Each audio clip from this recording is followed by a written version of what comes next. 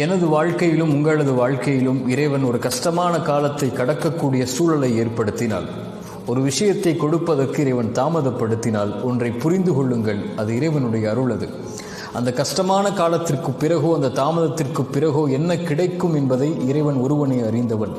நம்மை பொறுத்தவரை காத்திருப்பு மட்டும்தான் நம்மால் முடியும். இறைவன் நோயை கொடுத்தால் தான் சுகத்தை கொடுக்க முடியும். இறைவன் கஷ்டத்தை கொடுத்தால் தான் இன்பத்தை உணர முடியும். வழியை கொடுத்தால் தான் அந்த வழி மறைந்ததற்கு பிறகு வரக்கூடிய மகிழ்வை அனுபவிக்க முடியும். உலகத்தில் இருள் வந்தால் எப்படி வெளிச்சம் வருமோ அதுபோன்று சிரமங்களும் கஷ்டங்களும் வந்தால்தான் அதற்கு பிறகு வரக்கூடிய நிலைமை இன்பமாக மகிழ்ச்சியாக மாறும். காரியங்கள் அனைத்தையும் அவன்தான் நிர்வகிக்கிறான். எல்லா பொருளின் மீதும் அவன்தான் ஆற்றல் உள்ளவனாக இருக்கிறான்.